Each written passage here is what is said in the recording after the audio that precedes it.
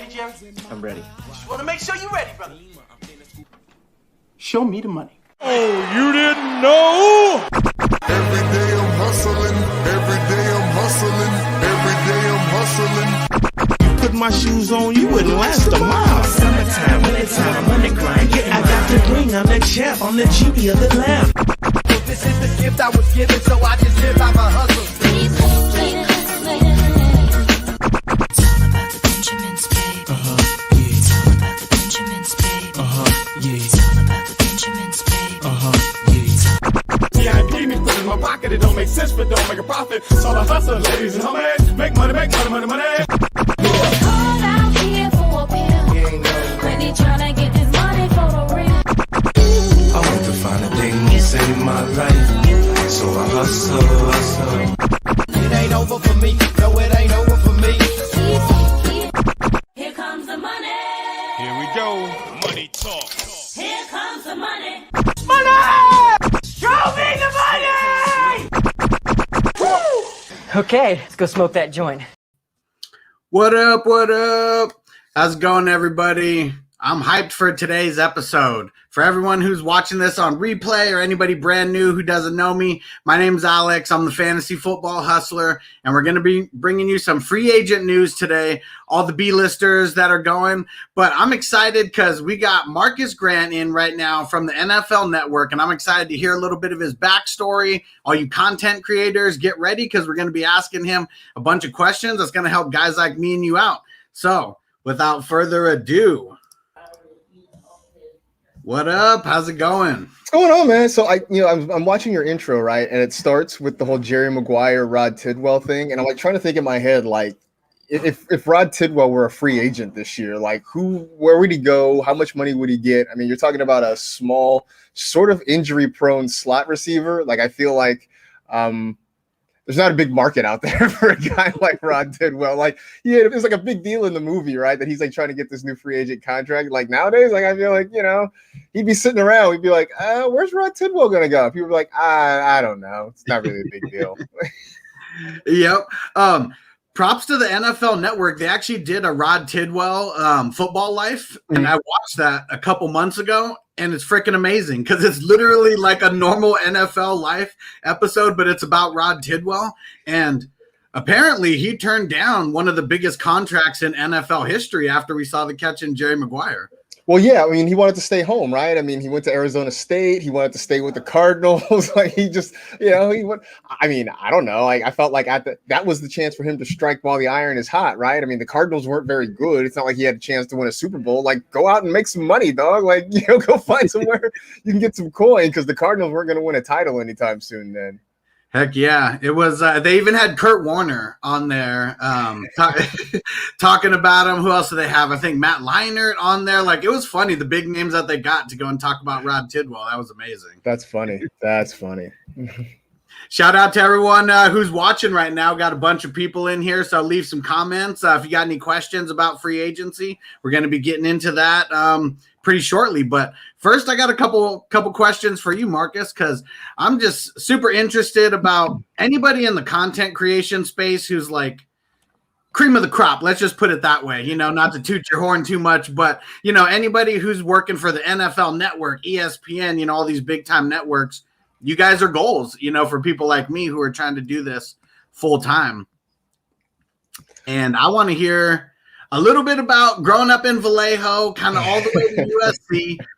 Anything that kind of led you down the path on where you are right now. And before you answer that, were you a Mac Dre fan anytime in your life? I mean, you couldn't grow up in Vallejo and not be a Mac Dre fan. Mac Dre, E40, Mac Mall. Like Mac Mall and I were the same high school graduating class. Mac Dre's uncle was the boys basketball coach at my high school. So I mean, you just couldn't help. I mean, I remember riding around in high school with like my friends in the car, listening to some of the tapes that Mac Dre made from jail, where it's just him like rapping over the phone over a beat and stuff like that. So, man, just like I said, at that point in the early to mid 90s, growing up in the V, you couldn't help but be a Mac Dre fan. Did you ever ghost ride the whip? One time, were you ever in a car where someone was ghost riding the whip? I did not ghost ride the whip. The closest I got was I remember in high school. My friend was, he was joking around being funny, and he wouldn't unlock the car door. We'd be like, it was lunch. We had to get back to school after lunch, so my buddy was being, silly and wouldn't unlock the car door. So like he started to drive off, pretending like he was just going to leave me out in front of a Wendy's. So like I jumped on the hood and I just sat on the hood of the car, and he was driving. I thought it was kind of slow. So I thought and he just he kept driving right through the parking lot. So I thought I was going to be like an action hero and just jump off the hood and keep running. And that did not work out at all. I hit the ground and rolled a little bit. Had to explain to my mom, had to make up some story about why the brand new jacket she bought me was all ripped up and why the elbows were all shredded and everything. So that is the closest I've ever gotten to ghost riding a whip or anything. That's pretty awesome, though. That's closer than a lot of people have been. So from growing up, where you did ended up going to USC, what kind of led you down, the sports broadcasting? I hadn't thought about sports broadcasting when I first got to college. I had wanted to do journalism, which is part of why I went to USC. I wanted to go to a journalism school. They had one of the better ones there. It's funny because I went to LA from the Bay Area because I wanted to be somewhere where I was sort of away from home, where my folks wouldn't just randomly drop in on me, but also close enough that if I wanted to go back home when I needed to, it wasn't going to be a problem. So I got to USC, wanted to be a journalism major, wanted to do actual serious news. I thought my career path was going to be, anchoring the ABC or CBS evening news, something like that. I thought that was going to be my goal. And then the first day I was there, move-in day, just walked out in front of the dorm, met a couple guys who were tossing a football around. I was like, hey, mind if I jump in and throw the football around? They're like, yeah, sure, whatever. They were like, hey, we heard there's a student radio station on campus. They're looking for people to join their sports staff. We're gonna go find the guy in charge and see if he'll let us join up. You want to come with us? I'm like, sure, why not? It was great. I mean, to this day, those two guys, we're still good friends. We still communicate all the time. This is 25 years later. Nice. We joined the sports staff there, and I realized pretty quickly that I think I liked that better than just doing straight hard news. Because I thought about it, and I'm like, well, what do I normally do with my friends? We sit around, we talk about sports, and I'm like, I can make this my job. I can make this my career. And so from that moment, I think my focus sort of changed toward, trying to do hard, serious news to sort of, being in sports. And I spent the 4 years doing sports on the radio there at SC. I was lucky enough to be an intern at Fox Sports for a while. And that just sort of kind of led me down that path to I decided I'm going to pursue sports broadcasting as my career from then on. That's awesome. And when you think about regular news, a lot of it's depressing, and everything with sports. I mean, I know there's some depressing things, but it's usually fun to talk about. Yeah, I do remember in college when I kind of told my parents, I think I'm going to switch, not that it didn't change my major at all. I still was a journalism major, but I was like, I think I want to pursue more sports reporting and sports broadcasting than that. And my mom's like, well, don't you want to do something big and serious and cover serious things like, wars and conflicts? And I was like, Ma, you talking about having to go somewhere to be shot at? I'm like, they stopped baseball games because of rain. I'm like, that's about my speed, right? They don't play baseball in the rain. That's good enough for me. I don't know that I want to go somewhere and maybe have to duck bullets. I respect the folks who do it. I just know it's not for me. Ducking foul balls or ducking. That's about it. Balls on the sideline. That's good. That's about it. So while at USC, did you have any interaction with any celebs before they were celebs or anything like that? Anybody who you hung out with who ended up, turning into somebody in Hollywood or in LA? Yeah, actually, I think the biggest one. I mean, I met and interviewed some of the athletes and football players, baseball players, what have you. But I mean, look, I interviewed Keyshawn Johnson, right? But at the time, everybody knew he was going to be a star, right? He was he was a Heisman Trophy candidate. Everybody sort of knew that. I think he was big time. Right. The biggest one for me was one year I did a morning radio show. Right? We were on from like I think 7 to 9 a.m. or something like that, and we had this freshman randomly pop in, ask if he could join our show, be part of our show. We're like, yeah, totally. His name turned out that he's still alive and still working. Jason Reitman, who's gone on to become a big time movie Hollywood director. I don't know if he's won an Oscar, but I know I think pretty sure he's been nominated for a couple of Oscars and done a whole lot of stuff. And yeah, I mean, like he was at the time we met him, he was like 17, 18 years old and just kind of this quiet freshman. He talked about how he wanted to be a movie director. I remember I asked him his last name and he said Reitman. I was like, oh, you mean like Ivan Reitman who did like Ghostbusters? And he's like, just kind of sheepishly was like, yeah, that's my dad. And like, and he just kind of, he didn't really talk about it a whole lot. I know the one thing he said he wanted to do with his life was that he wanted to make Blockbuster Video go out of business. So I don't know if he's the reason that Blockbuster went out of business, but I did think about him when the last Blockbuster shut down. And I'm like, I bet you Jason is somewhere with a smile on his face because he accomplished the goal he wanted when he was like, 18 years old. Yeah, it's crazy because when Blockbuster and Hollywood Video, when all those were the thing, it was just like those were never going to end. Those were going to be around. No, it's great. Like, like on Friday nights, you would go with your folks and you would go like pick out a few movies to watch for the weekend. And like, I just remember whenever there was a really popular movie that was just hitting video, like you had to get there early because otherwise the store would be out of it. And you'd have to like put your name on a waiting list or hope that somebody had returned one. Yeah, it just felt like that was never going to. And then, I mean, look, I'm old enough to remember when Netflix was sending you DVDs in the mail. It was just a streaming service, like, which now might have seems wild, but yeah, they would just send you a DVD in the mail and you kept it as long as you wanted. And then eventually you would send it back and they'd send you more. It was weird. Yeah. Netflix, when I've been on them for a while now too. I'm 35. So back in the heyday, when they were first starting off and you could only stream it on computer. I was like, this is so stupid. Like, who's just going to stream on their computer? I'm like having my laptop in the kitchen. Like, who's going to carry around their laptop? Now, anywhere on the go, on your phone, whatever. It's so convenient. They were smart. They were ahead of the curve on that, no doubt. Yep. Now, how about from USC to the NFL Network? I know we got a few years in between there, but what kind of guided the path going from college to NFL Network? So my first job out of college, I was working for a kind of a startup internet company, and they did like kind of news and entertainment and information for regional sites, right? I mean, like we had a network of offices across the country.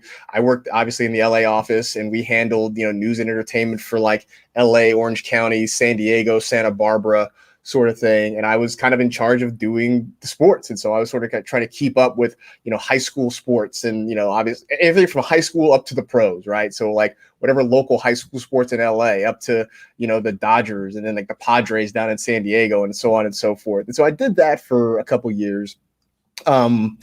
Sort of decided that after a while, the job sort of changed. I wanted to kind of do something else. Felt like I wanted to get back to radio. I always had wanted to be a baseball play-by-play announcer. So I eventually just sort of, kind of saved up some money to quit that job and pursue radio broadcasting. And was fortunate after a year or so to land a job with the Visalia Oaks in the California League. They were a Class A affiliate for the Oakland A's at the time. And they hired me. So they hired me to be their second broadcaster. The guy who hired me was Dave Fleming, who now is doing games for ESPN. He's one of the radio voices of the San Francisco Giants. I think he left the Giants. I think he might have gone to the Washington Nationals now because Dave was from back east. But I know he was the Giants announcer for a long time, still does stuff on ESPN. He hired me to kind of be his assistant. And then a week before I started the job, he got promoted to a different job somewhere else. So I was lucky enough to move up and be the number one. Nice. So I did 2 seasons broadcasting minor league baseball. After that sort of fell apart, I kind of worked in radio for a while. I was up and down the Central Valley of California, Stockton, Fresno, just kind of doing local radio for a while.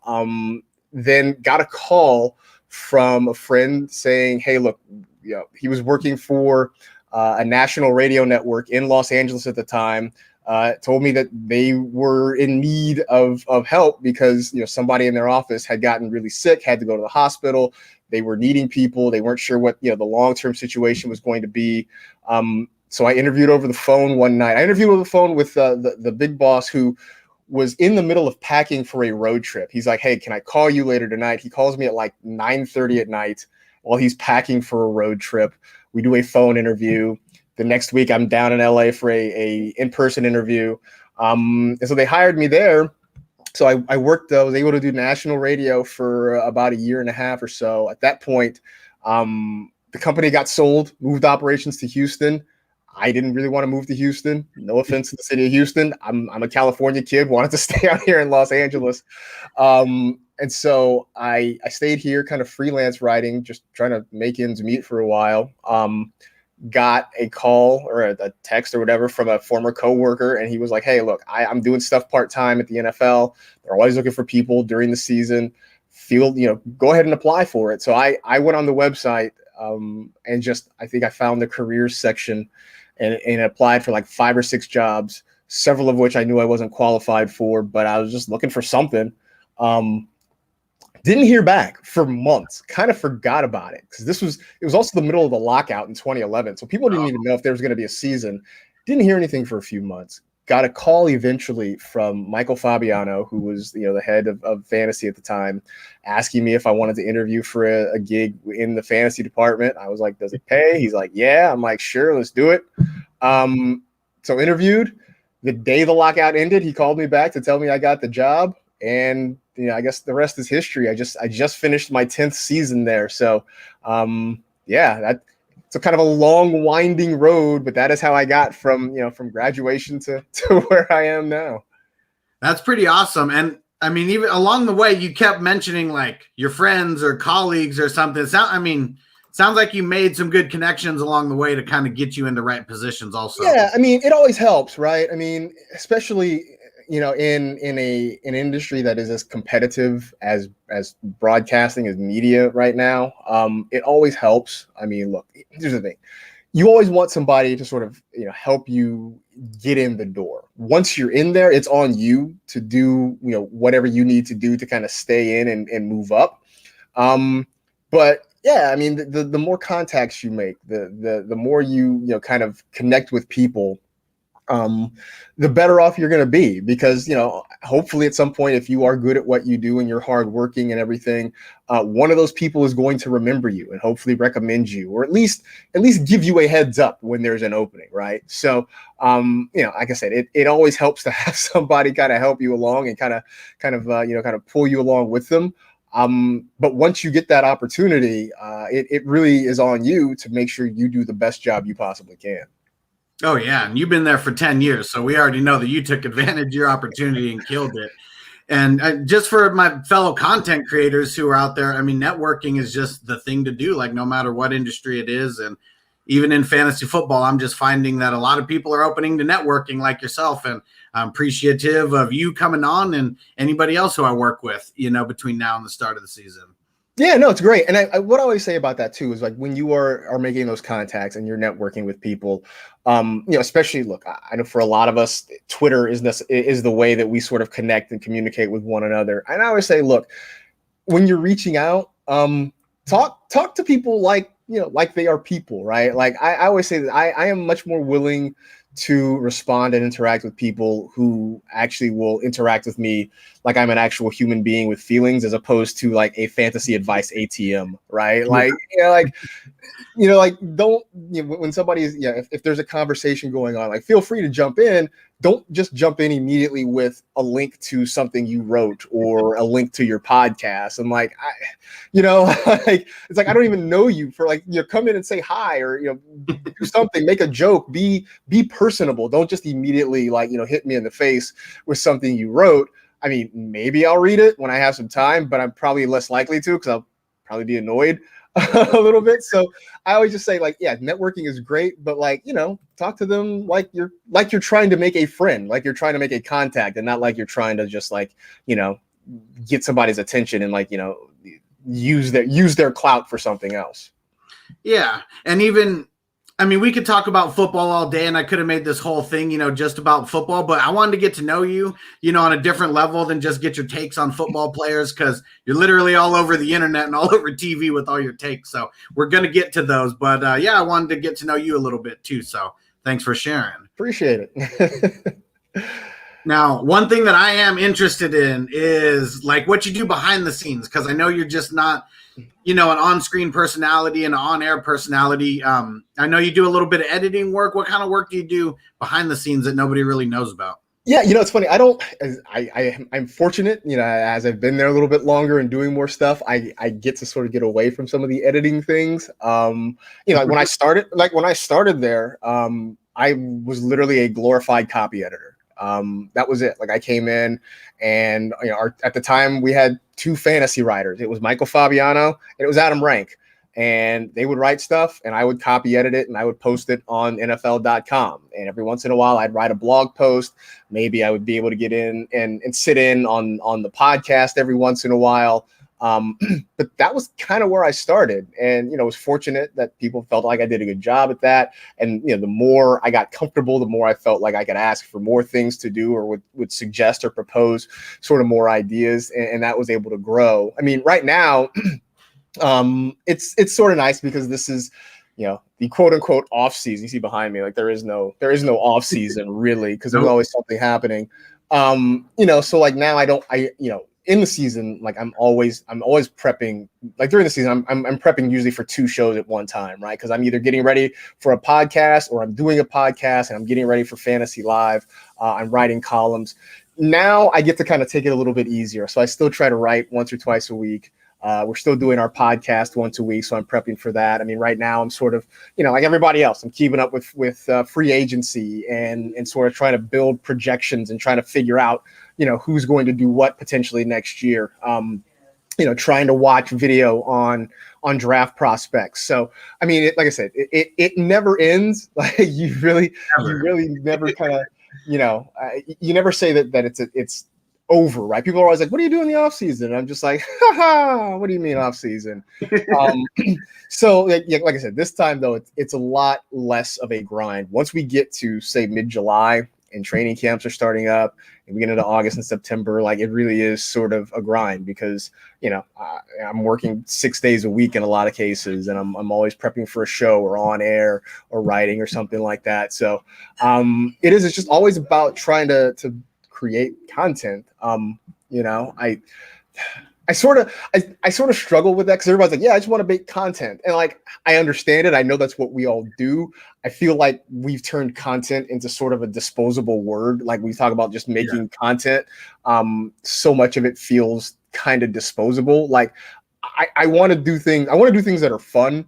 I want to do things, I always said I want to make cool stuff with my friends, right? I want to do things that I think are fun. I want to do things that I think are valuable, that people will enjoy, and that hopefully we'll teach them a little bit of something as well. So I don't know the word for that. We throw it all under the word of content. I hope one day we come up with a better word that makes it sound a little bit more valuable than what it is. But for now, yeah, that's what I do. I make content. It's almost like we're stuck in like 2016 when, YouTube was starting to really, really become a thing. And anybody who is on YouTube, we just got content. But yeah, right. That is a good point. Right. It's like content nowadays is anything from like, a video you put out on Twitter to like, a Marvel movie, right? Like it's all content. Like, they're not the same, but we all kind of throw it under content right now. Yep. All right. Well, how about a fantasy football question? How many leagues were you in 2020, and what is your favorite type of a league? I think this past year, it was 12. And it's funny because like I say that to some people, and people are like, "Wow!" And like I always feel like I'm kind of a slacker because I talk to other people in the industry, and they're like, 20. 50. Like I'm like, what? Like 12. I do 12. And every year I keep telling myself, like, I need to cut down. Like, I got to cut down, right? And, like, somehow I will get out of 1 or 2 leagues, and then I'll get invited to, like, 2 more. And it just always seems to stay right about that number, no matter how hard I try to cut it down. You know, I will say that I'm fairly traditional when I talk about kind of the leagues I play in. You know, I understand we live in a PPR world. I think full point PPR is from the devil. I do. I think, you know, ideally my preferred format would be like quarter point PPR. I can sort of get down with half point. I can understand that. I can't rationalize playing where just the act of catching the football is somehow equivalent to running 10 yards. Like, it just doesn't count the same. It doesn't feel the same for me, especially when, you know, so many offenses are geared towards short passing games and high efficiency passing games. It's like, you know, just dumping one off to the running back and him getting a full point for that seems like cheating. But I'm still down with, you know, having 2 running backs and having, you know, a tight end spot and, you know, having your flex spot. I'm okay with kickers. Like, I'm sure people will be like, you know, there might be people punching the air right now hearing me say that, but like, I'm okay with it because I think I think every time we talk about as a group, as a community, we talk about either getting rid of a position or shrinking the number of players at a position we draft. The argument always tends to be something like, it sucks to predict them and we can't project them accurately. So like there's too much variance. There's too much randomness. And I'm like, they should get rid of it. And I'm like, I'm all for it. I think that randomness sort of levels the playing field a little bit, right? I mean, having that sort of allows people who maybe aren't, it's like in video games, right? When you play, if you play, I'm old here, right? So if you play like Street Fighter or Mortal Kombat, right? And you have all the moves down and you know every technique, right? You know every move. Playing against somebody else who knows all the moves isn't quite as scary because you sort of know what they're going to do. The person that should terrify you is the button masher who just comes in and mashes buttons and they start shooting off fireballs and they don't know how they did it, but it caught you in the face. Right. And so I think that's sort of the idea of having that variance in fantasy, of having that kicker that, hey, you know what, randomly, some kicker is going to go off for 21 points and it might wreck your world that week. Right. And I think that adds fun to it. I think if we can fairly accurately project and predict everything, it's sort of like watching a movie where you know the ending. And like, maybe you like the movie and maybe that's cool, but you sort of like movies more when you don't really know what's going to happen at the end. And I know it's frustrating. Nobody wants to lose to a kicker who scored 21 points, but at the end, you know, a year from now, it's always kind of a fun story to tell. Like, yeah, man, I got crushed because Justin Tucker kicked like 8 field goals against me. Like, it, you know, and so like I said, I know I'm weird. I know I'm in the minority in that respect, but I mean, it really is kind of how I feel about it. I don't think you're in the minority because I get into battles on Facebook all the time about people who don't want kickers, people who do want kickers.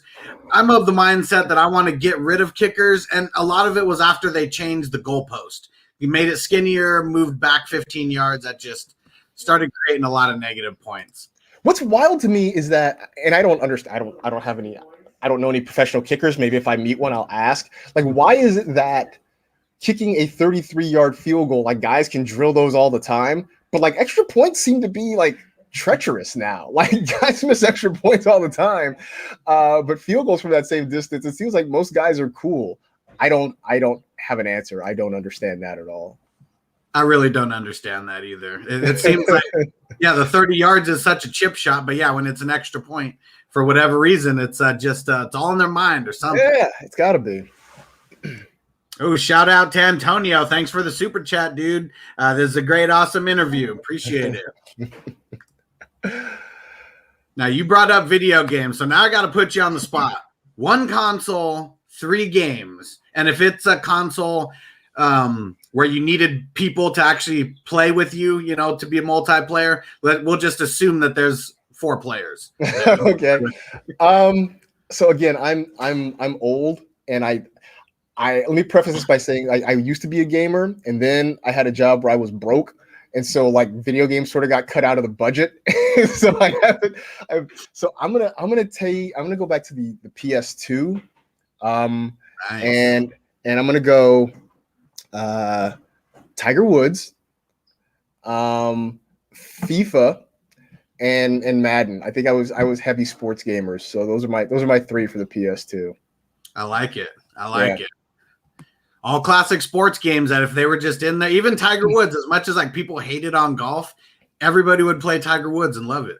Man, I would say so. Like when I was doing baseball, when I was doing minor league ball, pretty much everybody on the team, or at least half the team, would take either their PlayStations or their Xboxes on the road. I had I had the carrying case and stuff for mine. I would take it on the road.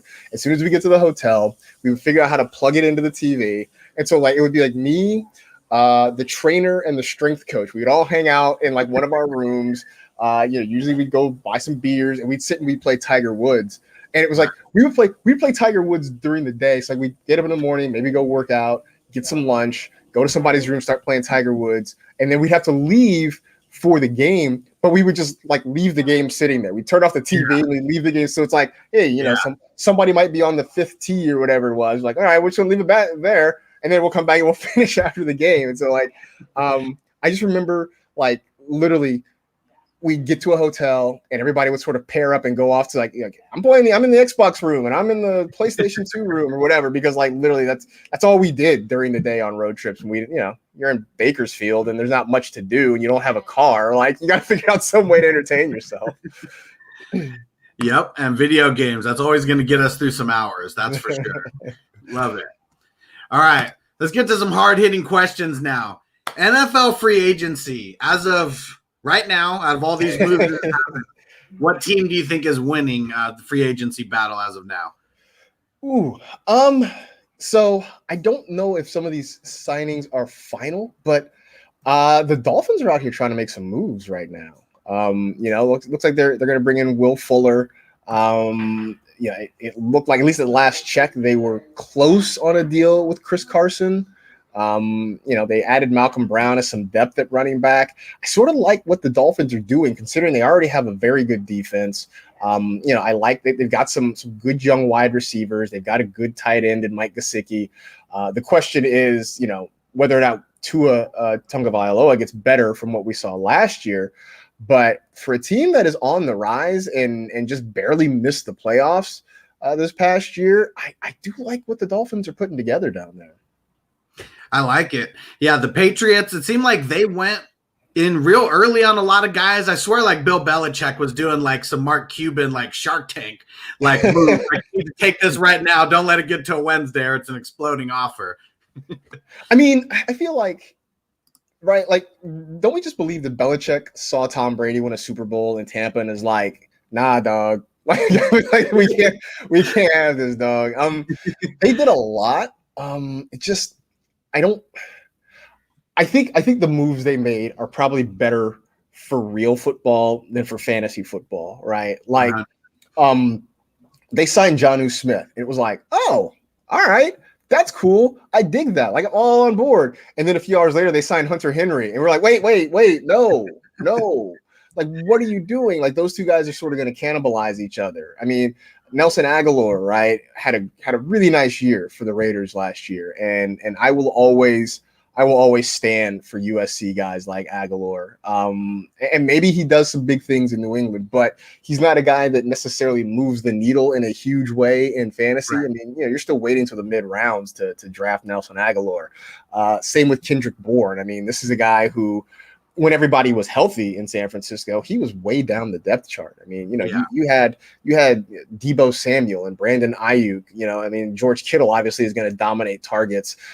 Kendrick Bourne was kind of well down the list. So, I don't know that he's going to be a big impact player in New England. So it just felt like, it was a lot of sound and fury, but I don't know that there's necessarily a whole lot there that gets me crazy excited fantasy-wise about what the Patriots did. Yeah, and it does seem like Bill Belichick, like getting 4 offensive, like free agents, like that does seem like it was, a response to Tom Brady, maybe even a little bit of a slap in the face. I think Tom's fine. Tom is. No, he's not worried about it. Tom's out here partying on boats and throwing trophies around. Like Tom ain't worried about what's going on up there anymore. Yeah. Either way, I mean, I love JUJU and I love Hunter Henry, but still a lot of B-listers, when you think about it. Yeah, I mean, I feel like JUJU and Hunter Henry both separately would have been top 10 tight ends this year. For sure. Together, maybe one gets into the top 10, but I am hard pressed to think both of them do. And I think the more likely scenario is that both of them end up just kind of fringe top 10 at best. I thought that JUJU was going to be like a 90 target guy after getting 65 in 2020 and for an hour or two until they got Henry. Right? Yeah, absolutely. I mean, I loved JUJU last year. I said my hot take before the season last year was that JUJU Smith was going to win people some leagues. At least for the first half of the season, it looked right. Like the first, 6 or 8 weeks, like he was lighting it up. He was on fire. He got hurt. And then back half of the season, Anthony Ferkser, I just like saying Ferkser. He just, he started getting more targets and sort of wrecked our world. But I still like JUJU's talent. I still like Hunter Henry's talent too. But like I said, I don't think there's enough in that offense for both of them to really prosper this year. Yeah, I mean, maybe they could both flirt with 10 touchdowns, but I don't see them getting a lot of receptions or a lot of yardage. Yeah, and even if they both got 10 touchdowns, I would take that all day. I'm not even sure that's going to happen. Be tough, that's for sure. Now this one, Kenyan Drake going to the Raiders, 2 years, $11 million. This one surprised the hell out of me. What do you think this means for the Raiders and Josh Jacobs? No, sir, I don't like it. So this happened literally just as we were finishing recording our podcast today. And I joked that like all the things were going to happen after we were done, and we're just about to sign off. I'm like, okay, that seems like it's it. Appreciate you listening, blah, blah, blah. Oh, hey, look, the Raiders just signed Kenyan Drake for 2 years. I hate it. I mean, I hate it for both of them. I mean, I think for the Raiders, it's nice. You have some depth. You have another guy who can be productive. But the one thing we've been waiting on for Josh Jacobs is more targets. We want the Raiders to throw the football to him more. And we thought at the start of last year, maybe that was going to happen. I think he had 6 targets in week 1 last year, which I know doesn't necessarily blow you away, but that was a career high for him. So it looked like, okay, well, maybe they're going to turn things around. He didn't come near that number in targets for the rest of the season. And just sort of doing a little bit of a deep dive on it, John Gruden running backs generally don't get the ball thrown to them a lot. The one real exception was Michael Pittman Sr. Back in the days in Tampa. But beyond that, there just really hasn't been anybody who catches a lot of passes from the running back spot in the John Gruden offense. Now, if there's going to be a guy who does it, it's going to be Kenyan Drake over Josh Jacobs. I just don't know that there's enough for both of these guys to really be successful. I thought Jacobs was sort of I think in a lot of situations, people were maybe taking him, trying to force feed him at the end of the first round. But I think more likely he was going to be a second round pick in a lot of drafts. I think that's over. I think right now you're talking about Josh Jacobs in the 3rd or 4th round. I don't think he's a running back 1 anymore. I think he's kind of a running back 2. And I think that makes Kenyan Drake a running back 3 or 4, depending on how this offense goes. I mean, the offense is fine. There's nothing really spectacular about the Raiders offense that isn't named Darren Waller. It's fine. And so I think these two guys together, while it gives the actual Raider offense a lot of options and things to do, I think for fantasy, it basically makes both of those guys pretty meh for the year. Do you think there's a possibility that Josh Jacobs could get moved? I doubt it. I mean, they like this guy. Yeah, look, I think he's a good player. I do think he's a good player, and I don't think they would move him for Kenyan Drake either. I think Drake is sort of again, he's kind of a nice platoon option. He's a guy in a rotation. I think what we saw part of last year, especially early last year, is that he's just not built maybe to carry the full workload in an offense. I thought he got better later in the season when Arizona started to work Chase Edmonds in a little bit more. So I think he's sort of a nice complementary piece. But but I really thought they had bigger plans than that for Josh Jacobs. Now these two guys are in a rotation, and there just isn't enough about the Raider offense to excite me to make me think that both of these guys are really going to pop this year. Yep, we hate the 1A, 1B situations. Look, unless it's Cleveland, right? Like Cleveland's figured it out with Kareem Hunt and Nick Chubb, but that's rare. I mean, like that is one of the few exceptions. Most times it ends up just kind of being a really uninspiring. It's oatmeal. I always like to say that about things. It's oatmeal, right? Like oatmeal is fine. Like I don't hate on oatmeal, but you got to really dress it up to like kind of make it special. Like when you go out to eat for breakfast, you're not like, let me get some oatmeal. Like you just don't do that, right? But it's fine. It'll fill your tummy. It's healthy enough. But it's just not something that you're going to get excited about. Yep, just to get her done. So how about Fitzpatrick going to the Washington football team? I know that he hasn't been inked in as the starter or anything. I like the move. Do you think they're going to draft somebody, or do you think Fitz might be the starter week 1? I mean, I wouldn't be surprised if he's the starter week 1. If he can't beat out Taylor Heineke, then maybe it's time to hang him up. I like Ryan Fitzpatrick as a fantasy quarterback in the sense that like I don't want Ryan Fitzpatrick on my team. Like I'm not going to start him because I like roller coasters at amusement parks. I don't like them on my fantasy roster. And I don't want to ride that roller coaster weekend because here's the thing: you will get those games where he goes out and he balls and he'll throw 4 touchdowns and you'll get like 35 points, 40 points out of Ryan Fitzpatrick. But then, the very next week, he very well might throw 4 picks and you get like 12 points out of Ryan Fitzpatrick. And I just don't want to live like that. But what I do like about him is he throws YOLO balls, right? Like he just doesn't care, right? I mean, he is the king of DGAF. He's going to stand back there and just sling the rock, and that's great news for Terry McLaurin. That's great news for Curtis Samuel. That's pretty good news, I think, for Logan Thomas, provided I imagine he's going to be back as the starting tight end. So I like the move in that respect because I think it helps all those guys. But if you're asking me if I'm drafting Ryan Fitzpatrick, nah, bro, I'm going to let somebody else kind of handle that headache for me.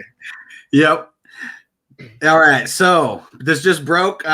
Thanks, Antonio, for shouting it out, but I saw it on Adam Schefter. Broke it. Brashad Perriman signing with the Lions, 1 year, $3 million. Another B-lister, another blah move. I was like, okay. Then I'm like, okay. I don't really know what to make of Brashad Perriman, right? I mean, let's not forget he was a first-round pick for the Ravens once upon a time. Never really could make it work there. Is really just mostly a deep threat. He had that one great run a couple years ago at the end of the season in Tampa, partially because everybody was hurt, right? Chris Godwin was hurt, Mike Evans was hurt, and he, on top of it, he had Jameis Winston, who is, I talk about, Ryan Fitzpatrick throwing YOLO balls. Jameis might be the king of the YOLO ball. For sure. He's just going to stand back there and heave it. And so that sort of worked. Jared Goff the last few years has been a check down guy. He is not a guy who's going to stretch the field. I mean, that's why I was sort of glad to see Marvin Jones go somewhere else. It's why, I'm sort of glad to see Kenny Golladay go somewhere else because I just don't think they're going to fit. I mean, I think what sort of worked for the Rams is that Robert Woods and Cooper Kupp are great after the catch. So you can throw them the ball like in the slot or throw it underneath, and those guys will do a lot of work for you. I just don't. That's hard to find, and that's hard to count on. That's a hard way to live. Sean McVay can scheme those sort of things open. I don't know that that's going to happen in Detroit. So that's really a long way of saying that I probably won't be drafting Brashad Perriman anywhere. Or really anybody on Detroit. I'm probably avoiding them altogether. Yeah. What about the Curtis Samuel move going to the Washington football team? I like it. I do. I like it. I think things open up and he gets more opportunities to get targets. He was always going to be battling with DJ Moore and Robbie Anderson in Carolina. In Washington, they've got Terry McLaurin as their number 1 wide receiver, and really not much after that. They're trying to find a complementary piece. So I do sort of like that. I think he's going to get more chances there. Again, the Ryan Fitzpatrick thing certainly gets you excited about what can be. That they're going to be, there'll at least be a fun offense to watch with Fitzpatrick slinging it. And I hope Washington uses Samuel the way Carolina started to last year, where they used him as a receiver, but they also used him as a nice complement to their running game. He gets reunited with his old coach and Ron Rivera. They were together with the Panthers, so they get back together in Washington. So I'm optimistic. I like this move. Think he takes anyway, just like you said, getting in the run game. I mean, they used him in the red zone in the run game. You think it takes away anything from Gibson? Maybe a little bit, but not anything significant. I think they realize what they've got in Antonio Gibson, and it's funny because I went into the year saying, look, Gibson is a guy who can be sort of both, right? He can be that Swiss Army knife, but I mean, real talk, he didn't do much as a running back in college. He just didn't play there, but he played there occasionally. But he was mostly a wide receiver. So last year was really his first season as a full-time running back, and he was great. So I think if you're Washington, you would be foolish to mess with that too much. But I do think having Samuel as the occasional change of pace, just something for the defense to kind of keep an eye on, I think that is nice. But I don't think he's going to really eat much into Gibson's touches. Yeah, I'm in a dynasty league with Derek, who drafted, but we're in a dynasty league now. He drafted Gibson and Samuel, not knowing that they're both going to be on the same team, and now he's stressing about that. I think he's going to be. No, I think you're going to be all right. I think the only concern I would have for Curtis Samuel is what happens beyond this year, because he signs a 3-year deal with Washington. Fitzpatrick is only on a 1-year deal, which means at the end of this year, they're likely back in the market for a quarterback. We'll see who maybe is coming out of college, or maybe if they decide to draft a guy this year and sort of groom him, we don't know just yet. So I would have a little bit of worry about Curtis Samuel in that respect, because I do think he's somewhat quarterback dependent. But at least for this year, I think you're going to be fine. Marlon Mack re-signing with the Colts. I know no one's really came back from an Achilles injury, so maybe that's why it was just a 1-year, $2 million deal. Do you think this affects Jonathan Taylor at all? I do. And look, that's obviously saying that not knowing how his rehab has gone and what he's going to look like when he gets back on the field. So I think this one's interesting, right? Because my buddy, my podcast partner, Michael F. Florio, is an unabashed stan for Jonathan Taylor. I mean, we've done mock drafts and he's taken Taylor 3rd overall. Like, that's how much he loves him. And I really felt like that was going to be the asking price for Jonathan Taylor. Because I really thought the way last year ended, he was set up to be a true workhorse, right? Where he was going to get 20, 22 touches a game each and every week. Then they go and they re-sign Marlon Mack. So suddenly that makes me wonder, does that 22 touches, does that come down to, 16, 17 touches, which the way I sort of described it is, when you look at Jonathan Taylor, do you think of him right now as a Dalvin Cook, Saquon Barkley type guy? And I don't mean necessarily skill-wise, but I mean in terms of this is a guy who's going to dominate the backfield and he's going to get all those touches and doesn't have any competition. Do you look at him that way?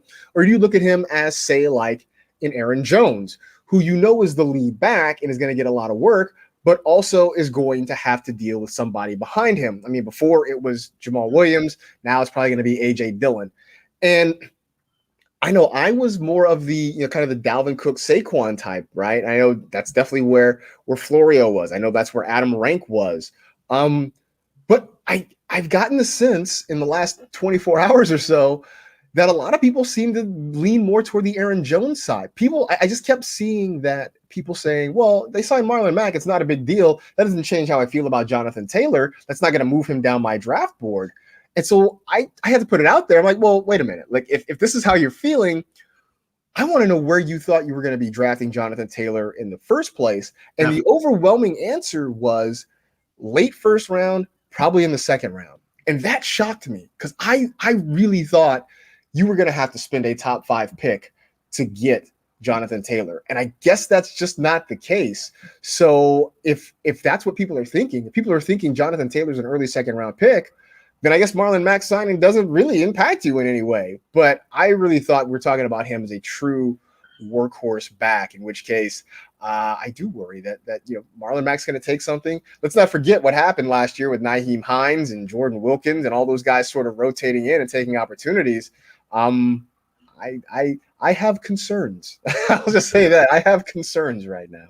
I'm surprised that that's the temperature check that you've been getting, because I was more thinking like you got to draft him in the top 5, top 6 to be able to get him. Maybe not in a super flex league, I guess, if you have QBs going early, but I'm a little shocked that late first, early second is where people think that they were going to be able to get him before this. Yeah, I didn't believe it. I really thought if you were at 5 or later, you probably weren't going to get Jonathan Taylor, but I guess I was wrong on that. Yeah. All right. How about let's get some guesses here.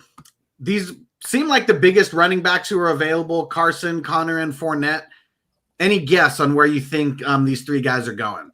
Well, like I said, before you and I started this, the reports I was seeing was that Chris Carson could be going to Miami, which I kind of like. I like it just because the one thing about the Dolphins last year is that they were sort of a one-back team. No matter who the starting running back was, if it was a Myles Gaskin week, it was Myles Gaskin pretty much getting all the touches. When it was Savon Ahmed, it was pretty much him getting all the touches. So Chris Carson going to Miami, like I'm here for it. Let him run the rock and let him be the guy. I'm totally down there. James Conner, I don't know where he goes, because I think his days as kind of being a frontline running back are over. I think wherever he goes, he's just going to be a complimentary piece. Part of it is, look, he has not been reliable being on the field week in and week out. And so I think that has something to do with it. I think also when we saw him last year at times, he just didn't particularly look all that great. I wouldn't be totally surprised if maybe he ends up in a place like Denver. The Broncos are letting Phillip Lindsay walk, which is sort of wild to me. I think Lindsay's been really good, but I think Connor as a complement to, say, Melvin Gordon, I think is a really nice option. I feel like, there's nothing about James Conner that I've seen over the last couple of years that gets me super excited. So again, like, he's a guy that if he's on the board late, and I need some running back depth, maybe I pick him up, but I have very little confidence in him right now. And Leonard Fournette, I would say he should go back to Tampa, but like I said, I'm a USC stan, so I want Ronald Jones to get all of the touches. Yeah. So maybe keep Lombardi Linney out of Tampa. Like, look, you got your ring, you got your trophy. Go test the waters, go get paid, go somewhere else. Maybe New England. Right. Those rumors. Damian Harris is nice. I know they sort of like JJ Taylor up there too, but like, why not bring in Leonard Fournette? Have him sort of be what LeGarrette Blount was once upon a time. Up there in New England. But wherever he goes, he's another guy who's a platoon back, who really is just going to be mostly adept at, I think, on fantasy rosters. Yeah, we shall see. I'm very curious because everybody with Tampa, it seems like they're willing to take pay cuts, keep the team together one more year, and got Tom on one side of the ball and Levante David on the other side of the ball, kind of leading the charge with those pay cuts. Yeah, man, but everybody can't take pay cuts like Tom. Like, everybody has a supermodel wife who makes billions of dollars like Tom Brady. Like, Tom Brady can take pay cuts, man, because, he doesn't make the most money in his own house, right? So you can do that. Not everybody has that luxury. I know people don't like it when I bring that kind of stuff up when you're talking about Tom Brady. It's like only nice things, or don't say anything about Tom Brady at all. I don't think that's an insult. It is what it is, right? Look, it went a long way toward helping the Patriots be successful for 20 years, right? When Brady didn't have to take the max, because of whatever. He would put his money in the pot along with Giselle. He didn't necessarily have to he didn't have to be the breadwinner necessarily. So I don't think that's an insult. Good for him, man. We should all be so lucky. You know what I'm saying? So, hey, man, take advantage of it. Do what you got to do.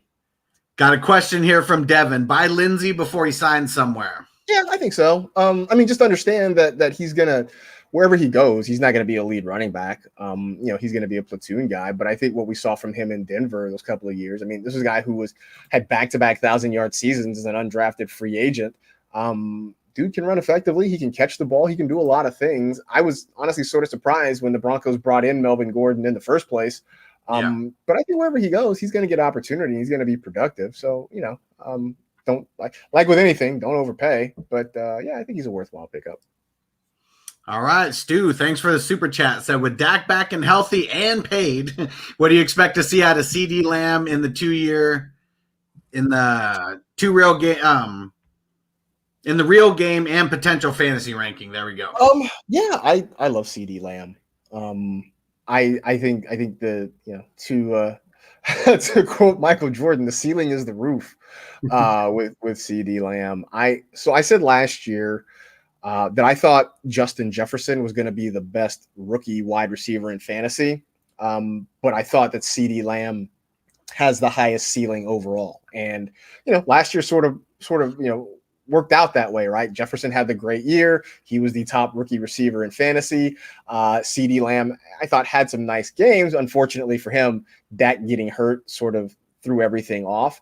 But I think with Dak back, the fact that, unless something drastic happens, the Cowboys defense is still going to be pretty bad. So the Cowboys are going to have to throw the football a lot. I love CeeDee Lamb. I mean, I think he is a legit wide receiver too this year. With the ceiling only going up, right? Because probably in the next couple of years, Amari Cooper's not going to be there anymore, and then you suddenly have CeeDee Lamb elevated from the Cowboys' number 2 receiver to the number 1 receiver.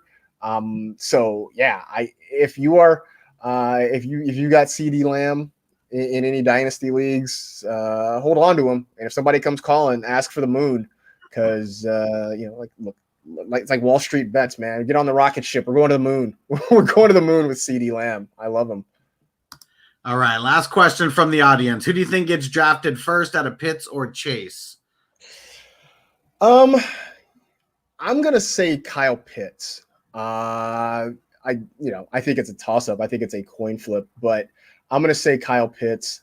I think both these guys are going to be impact guys in their first year. And for Pitts, I think that's saying a lot, just because traditionally tight ends don't necessarily make a huge impact in their rookie year. I think the last one to do it was Evan Ingram a few years ago, back in 2017. And honestly, he's sort of been chasing that high ever since. He's never come back to that. But Kyle Pitts, I think, has the ability to go in and be that impact player. And I also think that wherever he lands, I don't think that team is going to put a ton on him in terms of like, hey, we want you to be a big part of pass protection and run blocking. It's like, you know what? Go out there and catch the football. That's what we brought you in here for. That's what we want you to do. So I think he's the first one off the board, and I think he's going to be one of those rare cases of a rookie tight end that you're going to want to have on your roster. Yeah, and I'm really curious to see what happens with Pitts, because he's not even a tight end. He's just like a freakishly large wide receiver. So you better not worry about making him block. Which is sort of where the position is going, right? Like now your tight ends are generally split into 2 groups. You've got your blocking tight ends and you've got your pass catching tight ends. And he's going to be one of those matchup nightmares, right? Like, what do? Do you put a smaller corner on him? Good luck. Do you try to put a linebacker on him? Like, can they keep up? Like it's going to be tough. I mean, look, in some ways it's sort of like what we see with like a Travis Kelce or a George Kittle a little bit, but I think Pitts is probably even more athletic than those guys. Yeah. All right. Final guesses here, and then I'm going to let you get out of here. I appreciate you spending time with me. I can't say it enough. I appreciate your time. So Golladay and JUJU, where do we think that they're going to land? Well, I know that at least the talk right now is that for Golladay, it has been narrowed down between the Bears and the Giants. If those are the 2 options we're talking about, then I would definitely say the Giants, just because if we're talking quarterbacks, Daniel Jones is a better option for me than Andy Dalton is right now. So I would guess the Giants. I mean, the place I really wanted him to go was Indianapolis. I just wanted him to get to, like, I think with Carson Wentz, one of the things about Wentz was that he loved to play hero ball. It kind of got him in trouble sometimes, but he wants to throw to guys in tight windows and have guys go up and get it. And that's what Golladay did really well with Matt Stafford for the Lions for those couple of years. But if it really is between the Bears and the Giants, go Big Blue. As for JUJU, I had kind of wanted him to go down to Jacksonville, but I don't know if that's really still in the cards now at this point. I I would like to see him maybe go to the Jets. So I'll say this. My original thought during the year last year had been I wanted the Bears to re-sign Allen Robinson, get JUJU as a free agent, trade for Sam Darnold, and see if they could sort of make it work. Because mostly I wanted Sam Darnold to get away from Adam Gase. Again, USC homer. Not gonna lie, wanted him to get away from Adam Gase and see if he could sink or swim right away from that. Like if now that he's away from Gase, if he gets a fair shot and it doesn't work out, well then that's just on Sam, and it just didn't happen. But why not? Why not reunite Sam and JUJU from their year together at SC? Put them with Allen Robinson, get them to Chicago, let them see what they could do. I don't think that's going to happen, obviously, with the Bears signing Dalton. But why not? Why not at least get the SC guys back together? Get JUJU and Sam together out in New York. See what can happen. If that's not going to happen, hey, why not Kansas City? Because who doesn't want to catch passes from Patrick Mahomes, right? Like, why not send him to Kansas City and just see what can happen there? Because I think they could use a third wide receiver. I mean, Kelsey's great, Tyreek Hill is great. Beyond that, there is no other receiver in that Kansas City offense that you really have any. Sammy Watkins, no. Demarcus Robinson, no. Mecole Hardman, no. Let's get him another receiver and see what can happen there. That would be pretty sweet. Mahomes with some extra weapons. It's never a bad thing. I mean, it's sweet as long as you're not a defensive coordinator in the AFC West. And it's not sweet at all. Yeah, we know nobody envies their job. That. All right. Well, thank you for coming on. We've been going for almost about an hour here, so I appreciate you. Anybody who follows me and doesn't know where to find you, I don't even know how that's possible. But do you have anything that you want to plug? Anything going on? Yeah, I mean, obviously you can find me on Twitter at MarcasG, MarcasG. The podcast we're still doing it once a week. So wherever you download podcasts, you can find the NFL Fantasy Football Show. And coming next week on NFL Network, we will have the NFL Fantasy Live Free Agency Frenzy. I believe that is going to air on Thursday of next week, so a week from today.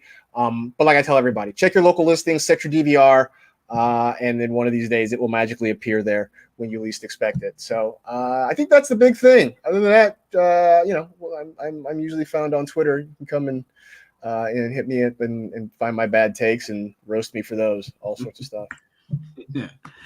All righty, everybody. Thanks for tuning in. Appreciate you guys for throwing some comments in here. Got another live stream coming up in a couple hours. We're going to be doing our IDP rookie breakdown. IDP linebacker rookie breakdown is going to be good stuff. And Derek saying good show. Jono, appreciate it. Mike D, thank you so much, Marcus. Thanks, everybody, for coming through. And appreciate you, Marcus, for coming through. You are the man. Appreciate the invite. Yeah. See you guys later. See you guys in a few hours. Peace out. Are you ready, Jerry? I'm ready. Just want to make sure you're ready, brother. Show me the money. Oh, you didn't know? Every day I'm hustling. Every day I'm hustling. Every day I'm hustling. Put my shoes on, you wouldn't last a mile. Summertime, wintertime, I'm on the grind. Yeah, I got the ring, I'm the champ, I'm the genie of the lamb. This is the gift I was given, so I just live by my hustle.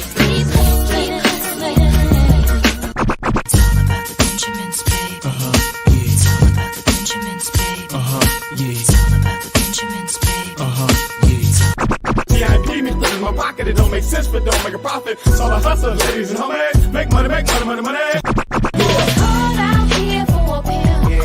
Really tryna get this money for the real. I want to find a thing to save my life, so I hustle. It ain't over for me.